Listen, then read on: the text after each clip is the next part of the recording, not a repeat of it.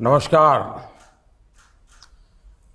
मध्य प्रदेश के मुख्यमंत्री श्रीमान शिवराज सिंह चौहान, राज्य सरकार के मंत्रीगण, विधायकगण, पंचायत सदस्य, अन्य सभी महानुभाव और मध्य प्रदेश के मेरे सभी भाइयों और बहनों, सबसे पहले आप सभी को धनतेरस और दीपावली की बहुत बहुत शुभकामनाएं। धनतेरस और दीपावली का ये अवसर ऐसा होता है जब हम नई शुरुआत करते हैं, घर में नया रंग रोगान करते हैं, नए बर्तन लाते हैं, कुछ न कुछ नया जोड़ते हैं, नए संकल्प भी लेते हैं। नई शुरुआत करने से हम जिंदगी में नयापन भर देते हैं, सुख और समृद्धि के लिए एक नया द्वार खोल जाता है। आज मध्य प्रदेश के 4.5 लाख गरीब बहनों और भाइयों के लिए नए जीवन की शुरुआत हो रही है। आज ये सभी साथी अपने नए और पक्के घर में गृह प्रवेश कर रहे हैं। एक समय था जब धनतेरस सिर्फ वही लोग गाड़ी और घर जैसी बड़ी और महंगी संपत्ति खरीद पाते थे, जिनके पास संसाधन होते थे, पैसे होते थे, उन्हीं के लिए धनतेरस होती थी। लेकिन आज देखिए, देश का गरीब भी धनतेरस पर गृह प्रवेश कर रहा है। मैं मध्य प्रदेश की उन लाखों बहनों को आज विशेष बधाई देता हूं जो आज अपने घर की मालकिन बनी है और लाखों रुपयों के बने घर आपको लखपति बना दिया है। भाइयों और बहनों, मैं तकनीक के माध्यम से सामने बैठे असीम आकांक्षाओं से भरे अनगिनत लोगों को देख पा रहा हूं। पहले आकांक्षाएं, ये सपने सामने आते ही नहीं थे, क्योंकि बिना घर के ये संभावनाएं दब जाती थी, छिप जाती थी, मुरझा जाती थी। मुझे विश्वास है अब जब इन साथियों को ये नए घर मिल गए हैं तो अपने सपनों को सच करने की नई ताकत भी मिली है। इसलिए ये आज का दिन सिर्फ गृह प्रवेश का नहीं है, बल्कि घर में खुशियां, घर में नए संकल्प, नए सपने, नया उमंग, नया भाग्य, उसमें प्रवेश का भी है। ये हमारी सरकार का सौभाग्य है कि बीते 8 वर्षों में वो पीएम आवास योजना के तहत 3.5 करोड़ गरीब परिवारों की जिंदगी का सबसे बड़ा सपना पूरा कर पाई है। और ऐसा नहीं है कि हमने ऐसे ही घर बनाकर दे दिए, 4 दीवारें खड़ी करके दे दिए। हमारी सरकार गरीबों को समर्पित है, गरीबों की है। इसलिए गरीब की इच्छा, उसके मन, उसकी जरूरतों को सबसे ज्यादा समझती है। हमारी सरकार जो घर देती है ना, उसमें बाकी सुविधाएं भी साथ होती हैं। शौचालय हो, बिजली हो, पानी हो, गैस हो, सरकार की अलग अलग योजनाएं, प्रधानमंत्री आवास योजना के इस करोड़ों घरों को संपूर्ण बनाती है। साथियों, आपसे बात करते हुए मुझे पहले की स्थिति भी याद आ रही है। पहले अगर घर गरीबों के लिए घोषित होता भी था तो उसको टॉयलेट अलग बनाना पड़ता था। बिजली, पानी और गैस के कनेक्शन के लिए अलग अलग सरकारी दफ्तरों के कई कई बार चक्कर लगाने पड़ते थे। पहले की सरकारों में इस पूरी प्रक्रिया को पूरा करने के लिए गरीब को कई दफ्तरों में रिश्वत भी देनी पड़ती थी। यही नहीं, पहले गरीबों के नाम पर घरों की घोषणा तो हो जाती थी, फिर सरकार बनाती थी कि इस तरह का घर बनेगा, वही हुक्म करती थी, वही नक्शा दे देती थी। यहां से ही सामान लेना है, यही सामान लेना है। जिसको उस घर में रहना है, अरे उसकी कोई पसंद होती है, नापसंद होती है, उसकी अपनी सामाजिक परंपराएं होती है, उसका अपना रहन सहन होता है, उसकी कोई पूछताछ ही नहीं होती थी। यही कारण है कि पहले जो थोड़े बहुत घर बनते भी थे, उनमें से बहुत सारों में कभी गृह प्रवेश ही नहीं हो पाता था। लेकिन हमने ये आजादी घर की मालकिन को घर के मालिक को दे दी। इसलिए आज पीएम आवास योजना बहुत बड़े सामाजिक आर्थिक बदलाव का माध्यम बन रही है। भाइयों और बहनों, अक्सर हम देखते हैं कि एक पीढ़ी अपनी अर्जित की हुई संपत्ति को अगली पीढ़ी को सौंपती है। हमारे यहां पहले की सरकारों की गलत नीतियों की वजह से लोगों को मजबूरी में आवासहीनता भी अगली पीढ़ी को सौंपनी पड़ती थी।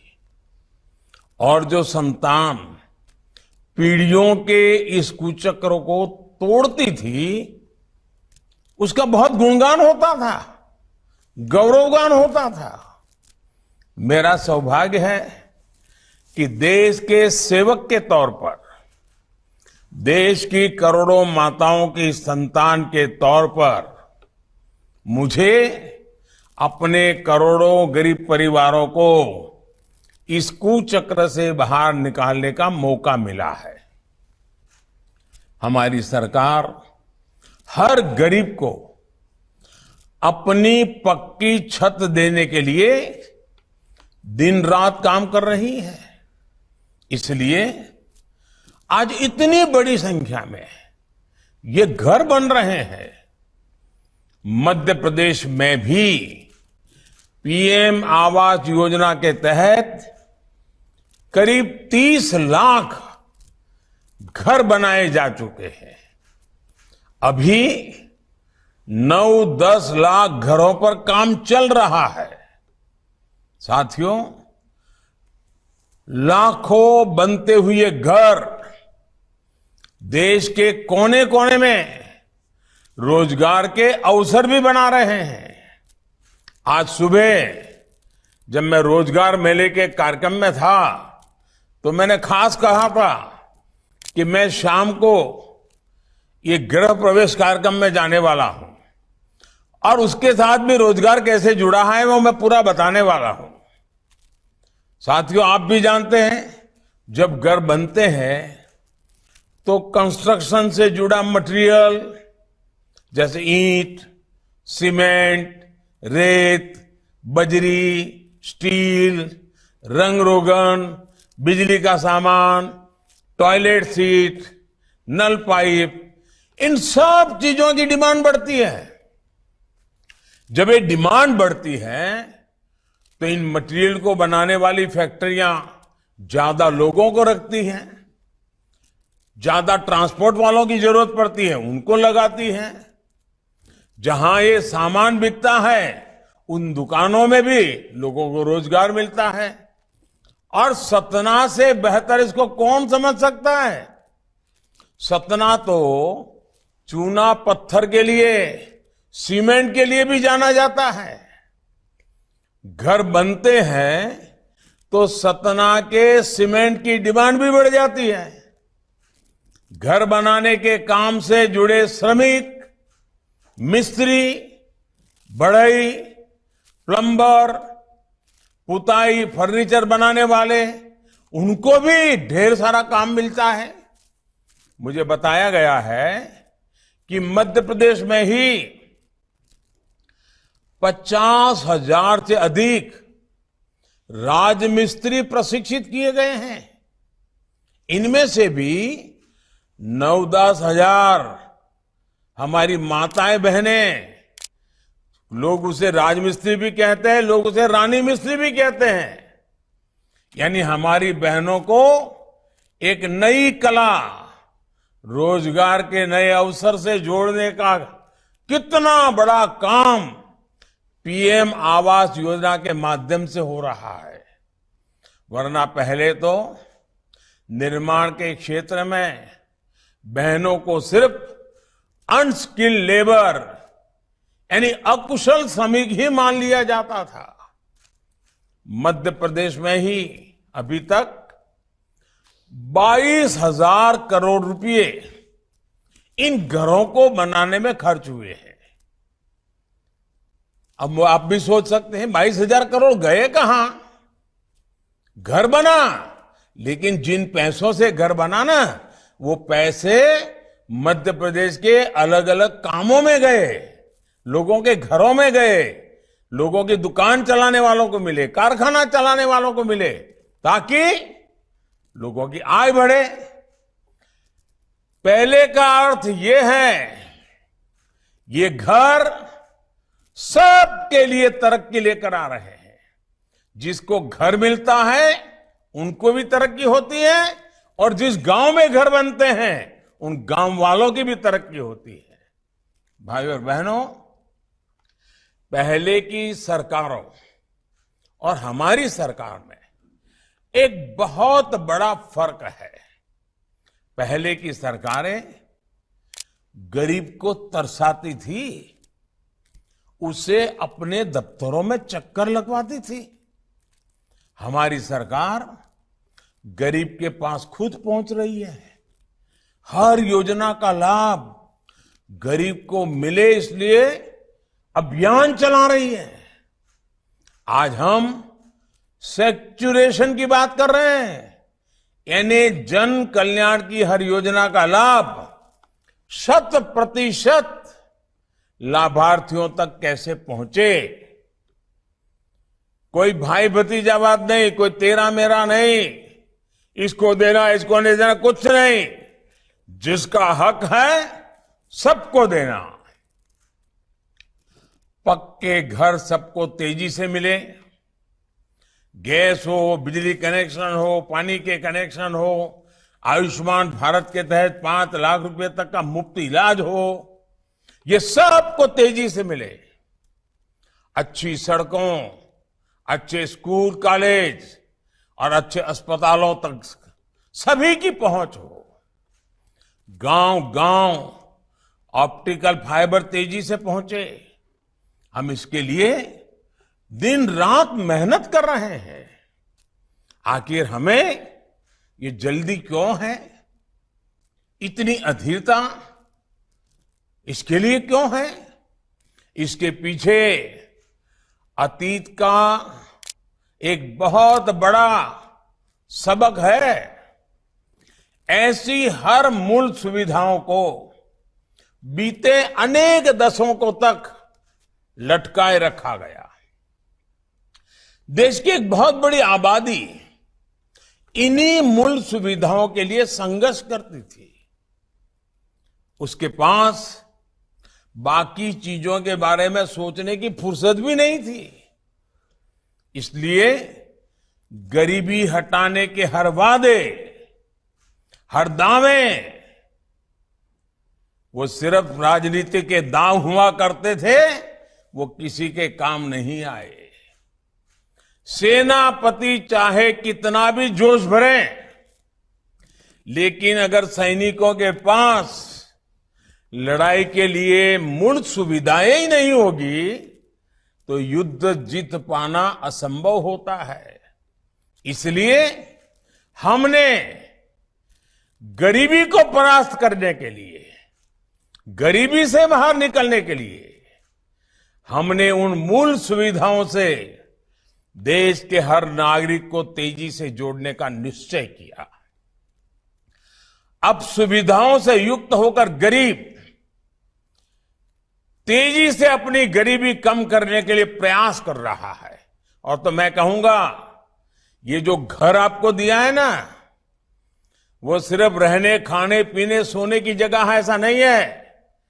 मैं तो कहता हूं, ये आपका घर एक ऐसा किला है, ऐसा किला है जो गरीबी को घुसने नहीं देगा, और बच्ची खुची गरीबी है उसको भी निकाल के रहेगा। ऐसा किला है आपका घर।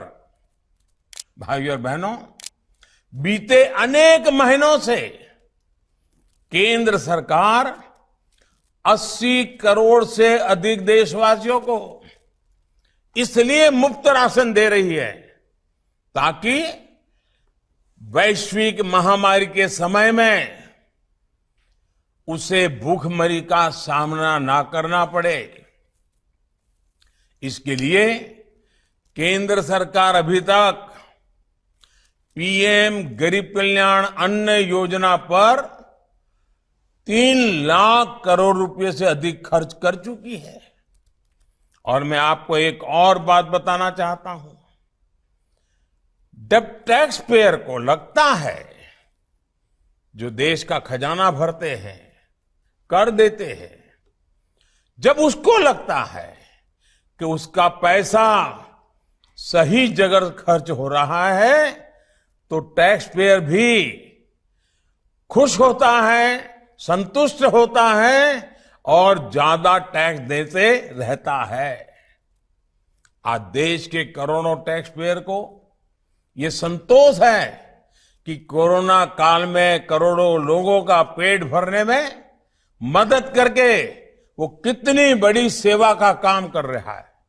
आज जब मैं 4 लाख घर दे रहा हूं ना, हर टैक्स पेयर सोचता होगा कि चलिए मैं तो दिवाली मना रहा हूं, लेकिन मध्य प्रदेश का मेरा कोई गरीब भाई भी अच्छी दिवाली मना रहा है, उसको पक्का घर मिल रहा है, उसकी बेटी का जीवन सुख बन जाएगा। लेकिन साथियों, वही टैक्स पेयर जब ये देखता है कि उससे वसूले गए रुपयों में मुफ्त की रेवड़ी बांटी जा रही है, तो टैक्स पेयर सबसे ज्यादा दुखी होता है। आज ऐसे अनेकों टैक्स पेयर मुझे खुलकर चिट्ठी लिख रहे हैं। मुझे खुशी है कि देश में एक बड़ा वर्ग देश को रेवड़ी कल्चर से मुक्ति दिलाने के लिए कमर कस रहा है। साथियों, हमारी सरकार का लक्ष्य नागरिकों की आकांक्षाओं को पूरा करने के साथ ही इस बात का भी है कि गरीबों के, मध्यम वर्ग के पैसे बचें। आयुष्मान भारत योजना के तहत अभी तक करीब 4 करोड़ गरीब मरीज मुफ्त इलाज ले चुके हैं। इससे इन सभी परिवारों के हजारों करोड़ रुपए बचे हैं, जो सरकार ने वहन किए हैं। कोरोना काल में मुफ्त टीकाकरण पर हजारों करोड़ रुपए सरकार ने खर्च किए, ताकि गरीब को, मिडिल क्लास को अचानक आई इस गंभीर बीमारी की विपत्ति के कारण जेब से खर्च करना न पड़े, कर्ज करना न पड़े। पहले कोरोना आया, फिर दुनिया में लड़ाई आ गई। इसलिए दुनिया में से हमें आज महंगी खाद खरीदनी पड़ रही है। यूरिया, जिसके एक बैग की कीमत आज 2,000 रुपये से ज्यादा है, उससे हम किसानों को सिर्फ 266 रुपये में उपलब्ध करा रहे हैं। 2,000 रुपये की बैग 300 रुपये से भी कम रुपयों में दे देते हैं, किसानों पर बोझ ना पड़े। इसलिए इस वर्ष सरकार 2 लाख करोड़ रुपए से ज्यादा खर्च इसके पीछे कर रही है। केंद्र सरकार की पीएम किसान सम्मान निधि भी किसानों के लिए वरदान साबित हो रही है।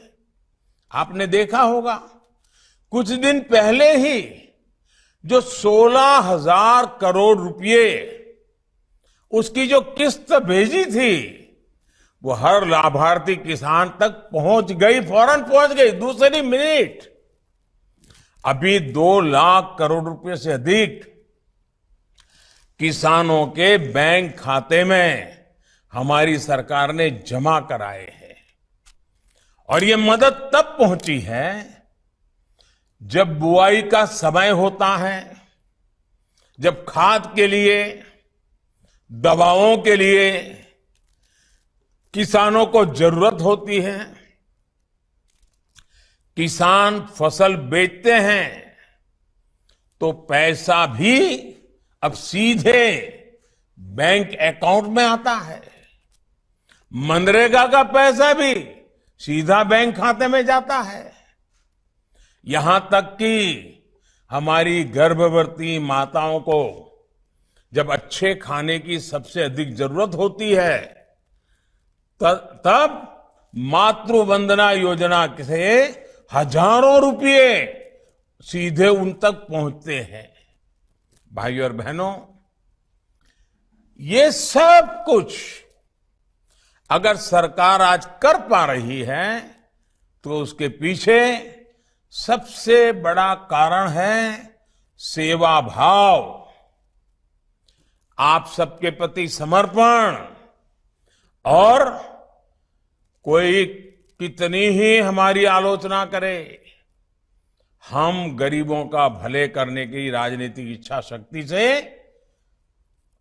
आपके आशीर्वाद से, समर्पण भाव से आगे बढ़ा रहे हैं। इसलिए आज इतने बड़े पैमाने पर टेक्नोलॉजी का उपयोग किया जा रहा है। जो भी नई टेक्नोलॉजी हमारे वैज्ञानिक, हमारे युवा खोजते हैं, उसका उपयोग सामान्य जन का जीवन आसान बनाने में किया जा रहा है। आज देखिए, गांव-गांव में ड्रोन से घरों के सर्वे हो रहे हैं।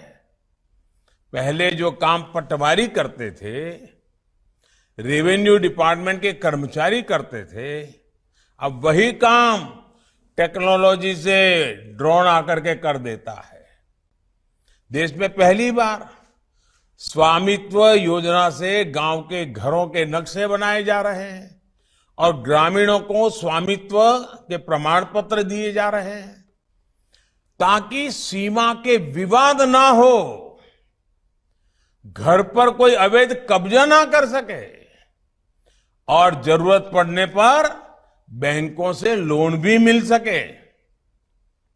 इसी प्रकार जब खेती में भी बड़े पैमाने पर ड्रोन के उपयोग पर बल दिया जा रहा है, किसान ड्रोन की सुविधा हो जा रही है। कुछ दिन पहले एक बहुत बड़ा कदम हमने किसानों के लिए उठाया है। देश भर में अभी जो लाखों खाद की दुकानें हैं, उनको प्रधानमंत्री किसान समृद्धि केंद्र के रूप में विकसित किया जा रहा है। अब किसानों को जरूरत का हर सामान एक ही जगह पर इन्हीं किसान केंद्रों पर मिलेगा। अनेक कृषि उपकरण, यहां तक कि भविष्य से ड्रोन भी इन्हीं केंद्रों पर किराए पर उपलब्ध होंगे। यूरिया को लेकर भी बहुत बड़ा कदम उठाया है। अब कौन सी कंपनी की यूरिया लें, कौन सी न लें, इस मुश्किल से किसान को मुक्ति मिल गई है। अब हर खाद भारत नाम से ही मिलेगी। इसमें कीमत भी साफ साफ लिखी है। जितनी कीमत लिखी है उससे ज्यादा किसान को देने की जरूरत नहीं है। मुझे पूरा विश्वास है कि ऐसे प्रयासों से किसान का, गरीब का जीवन आसान होगा। हम सभी विकसित भारत के निर्माण में जुटे रहेंगे। एक बार फिर आप सभी लाभार्थियों को आपके अपने पक्के घर की बधाई देता हूं। और मैं कल्पना कर सकता हूं कितनी खुशी है आपको। खुद का घर 3-3, 4-4 पीढ़ियां गई होगी, कभी खुद के घर में दिवाली नहीं मनाई होगी। आज जब आप अपने बच्चों के साथ खुद के घर में धनतेरस और दीपावली मना रहे हैं, तो आपकी जिंदगी में ये दिया का प्रकाश एक नई रोशनी लेकर के आएगा। मैं आपको बहुत बहुत शुभकामनाएं देता हूं। परमात्मा के आशीर्वाद आप पर बने रहे और आपको ये नया घर नई प्रगति का एक कारण बन जाए, यही मेरी शुभकामना है। बहुत बहुत धन्यवाद।